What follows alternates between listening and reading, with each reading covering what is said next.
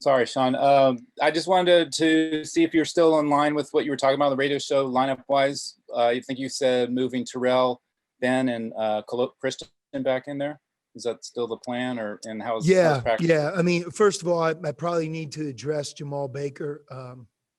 Obviously, Jamelle broke a bone in his wrist. It's that small bone that allows your wrist to have flexibility and move. And unfortunately, he broke it, and we're going to miss him for probably the remainder of the year. I think there's always an outside shot with healing that maybe we can welcome him back at the end, but I think for his best interest in our planning, just based on the timing of his injury, we're moving as if he's finished for the season. And if we get news otherwise, that will be very welcome good news for us. But Jamelle broke his wrist really 2 minutes into the game. So, in essence, you can't really judge him on how he played against UCLA.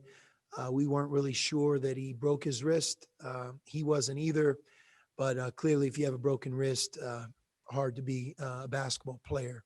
But he played the 20-some minutes that he played. He really played about 18 to 20 of those minutes, with the broken wrist. It happened right at the 18-minute mark of the first half. I feel terrible for him because I don't know if there's a player that we've had here at Arizona that does things the right way more than Jamelle. He's first to practices hard every day. Well, many times he's working out long after the practice ends. Even in COVID, he had a great summer. He was in the best shape of his life. And I know he hit a tough streak at Washington State shooting, but he's played some really good basketball for us. I mean, if you're the Pac-12 player of the week and you're our second leading scorer, we're going to step up and we're going to do the best we can, but we're really going to miss Jamelle. We really are. I mean, we lose our depth. We lose our guard depth. We lose one of our team's best players, one of our team's leaders. And I can't look at it any other way other than it's really unfortunate for our team, but it's really unfortunate for Jamelle because he had the makings of putting together an excellent season. So having said that, now we take the next step forward. I think the lineup that we'll show up with is James Akinjo and Terrell Brown in the backcourt. Obviously, we believe a lot in Terrell, and he's capable of playing more minutes. With that, I think inserting Ben Mathurin in at the wing, just because Ben is maybe giving us more scoring punch with inserting Terrell for Jamelle. And inside, Julius obviously at the 4, and to kind of come back with Christian Coloco at the 5. Not because Jordan Brown has done anything wrong, as much as, he's been in some foul trouble. And sometimes what helps a player like Jordan is to allow those first couple of minutes of the game get going where he can visualize it and see it from the bench. And then, he can bring more of a scoring punch off the bench versus maybe Christian. What Christian can do is give us some better overall defense and shot blocking at the beginning of the game. So that's our plan as it stands today. We'll see how that works tomorrow night. But, our ninth man is Tibet. He's been practicing every day with us. I believe Tibet's really improved since the beginning of the year. And if called on, he could both be a perimeter player or a post player for a window of time in any game moving forward. But without Tibet, we're playing 8 guys, not 9. And the 3 that won't start at this moment would be Dalen Terry, Jordan Brown, and Ira Lee. And so we have to be ready to go. But clearly, I can't say it any other way than I just feel terrible for Jamelle. Very similar to how I felt about Brandon Williams. When Brandon went down, we lost a terrific player. And, with Jamelle, I feel the same way about this season and really for Jamelle himself. One other thing on Jamelle, is that something that's going to require surgery? And if so, has he done that, or when is that scheduled? He's going to have surgery tomorrow evening, and I believe his family's coming in tonight. And while we're gone, he'll have the surgery here in Tucson. So the way you sounded like it could be 2 to 3 months where he can get back on the court, maybe. Yeah, I think it's around 8 weeks. Okay. So it does put you right around the end. Yeah. Thanks. Jason Shear. Coach, when you watched the film, you were criticizing the defense. Is there something that sticks out as to why the defense is struggling? Yeah. I mean, really in both games, and really I would even go back to the Washington State game. We've had a hard time guarding the dribble. A different types of players taking our players off the dribble. And, in college basketball, especially the way the game is now, when the ball's driven, straight line driven into the middle, driven, down the baseline, the next thing that happens is either fouls or it forces help. And as you guys know, when one of your teammates has to help you because you got beat, that opens up the floodgates for other things. Passes, a one more pass creates open 3-point shots. Then it sometimes creates like a second drive. So the first drive kind of loosens us up, and then the second drive punishes our defense. But, it's two parts. It's, sometimes it's the guy on the ball got to play more effort, more concentration, better technique, more repetitions every day in practice of that. And then the help, where he's not on an island. And I think that's really been an emphasis for us the last couple of days.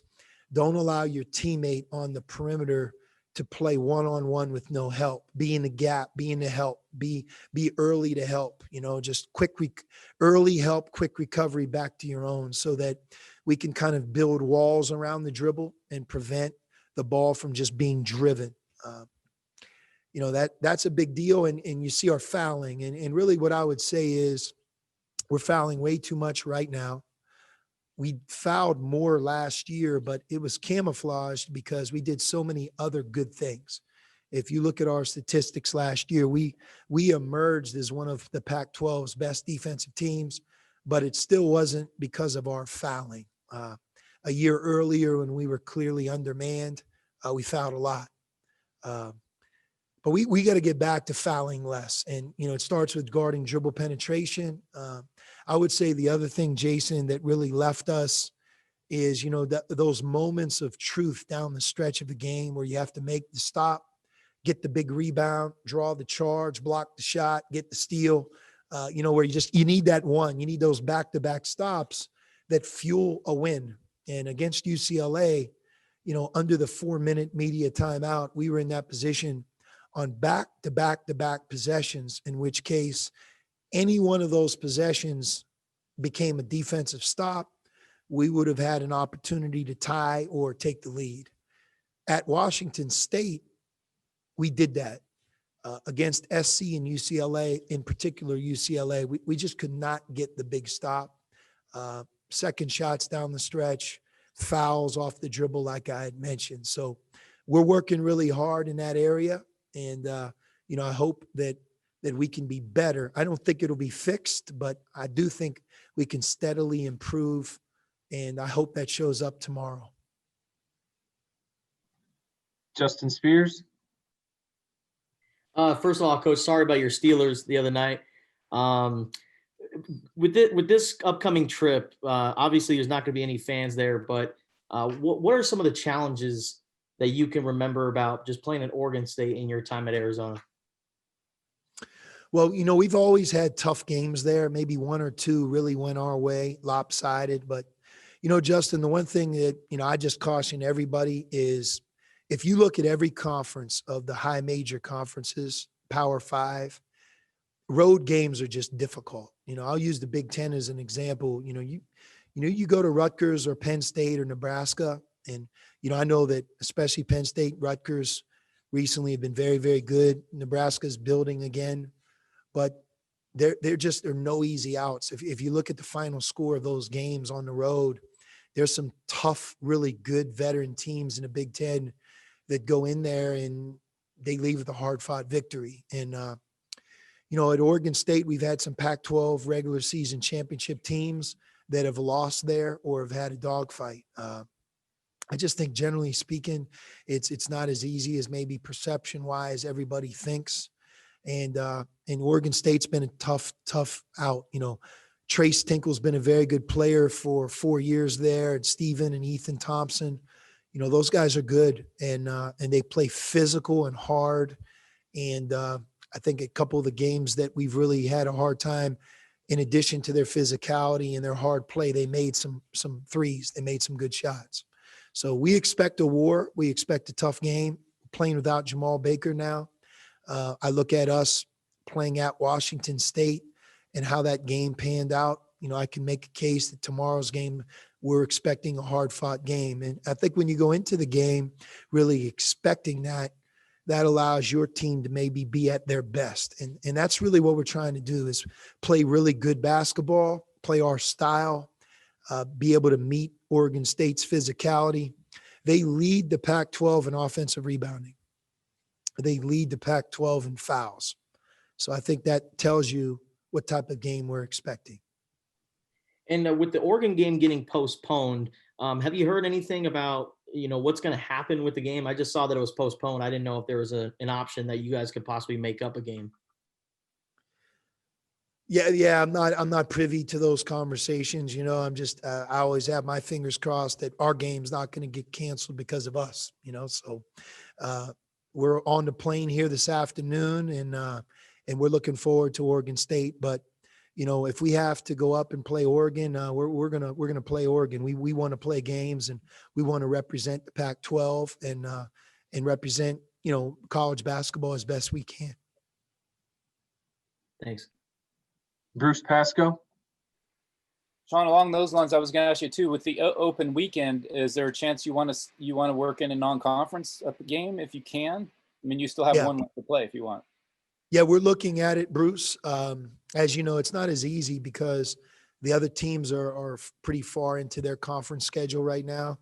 A number of them don't have open dates or they filled their allotment of non-conference games. And then those that have not, you know, at this point, you're not going to get people to travel very far. So it's more regional. It has to be a team that makes sense for us. And it has to be a team that has an open date, you know, at some point. But to answer your question, yes, we have one more non-conference game that we can schedule. We would want to play a home game, at least at this point. And we're looking at different options. We don't have one at this moment. Okay. And I want to ask you one more thing about Christian. You were talking about his defense. Obviously, he's bringing that. If you get that back, where would you assess where he is offensively now? And can you trust him a little more on that end with how he's playing? Yeah, you know, Christian is he's very much in the developmental phase of being a scorer, but he does catch the ball. He's one of our team's leading offensive rebounders. He's had some good moments where he's finished well. But he's not as an adept of an offensive scorer, low post scorer as maybe Jordan Brown is. But as you know, like right now, there's two parts to a player, what you can do now and what you can become. And Christian's focus right now needs to be on what he can do now, continually working on, you know, his game for the future. But his ability to guard low post players, protect the basket, ball screen defense, he's one of our overall smartest defensive players. And, you know, to Jason's question earlier about our defense, you know, some of it is personnel. And, you know, if Christian can get us some more minutes, block shots, play without fouling, you know, he makes our overall defense better. And right now that's what it is.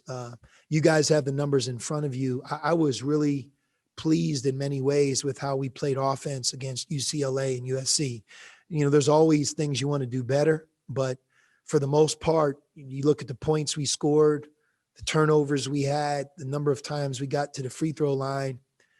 We did a lot of good things on offense, and those numbers, there are a lot of games that we've won over the last 11 and a half seasons with those offensive numbers. Our defense just left us. I mean, we could not get stops in either of those two games. Thanks. Ryan Calpier. So kind of along those same lines, now that Ben is in the starting lineup, what do you want to see from him now that he'll be starting and presumably playing more minutes? Yeah, I mean, one thing about Jamal, he didn't play 20 minutes a game for us. He played 30. So if you think about that, we have to make up 30 minutes of opportunity. So Ben's going to play more, but Dalen Terry's going to play more, and Terrell Brown's going to play more. We can't play James anymore. He pretty much plays the entire game. So whether they're a starter like Ben or whether they're not like Dalen, I mean, we need more production. We need more minutes. We need more quality minutes from those that are going to pick up the slack for Jamal no longer being with us. But Ben has shown that he's efficient. He's one of our team's best shooters. He's also a guy that can get to the free throw line and convert. Defensively, he's got to get better. But one of the things for a young player that holds true is the more game experience that he gets, the smarter he becomes, the more repetitions he gets. I think overall that here in the next couple of weeks, we could have an improved defender. And again, some of this is personnel. You're playing a guy who's 18 years old, who's only played, 12 college basketball games. He's going to make plenty of mistakes. So with him and Dalen, with this extra opportunity, kind of baptism by fire, we're going to count on them to be able to do it. But we know they're going to make mistakes. We're going to try to teach them, let them kind of learn on the run. And has Ben's shooting surprised you at all this season? I remember reading about him as a recruit, and people would say that was a developing part of his game. But he's over 40% right now. Well, if you just look at Ben's shot, I mean, he has a great looking shot. He's going to be a very, very good shooter playing. He's at the beginning stages of it, but yes, we believe in his shot. He's proven in games. He's proven in the drills that we do, the way we practice, just shooting. And he's put in a lot of time with our staff, early in the morning, before practice, after practice, where I think some of it is improved, but some of it is when you have a shot like his, I mean, sky's the limit. I mean, it wouldn't surprise me if he's not, when he leaves us, that he doesn't go on to be a, long-term, really good 3-point shooter.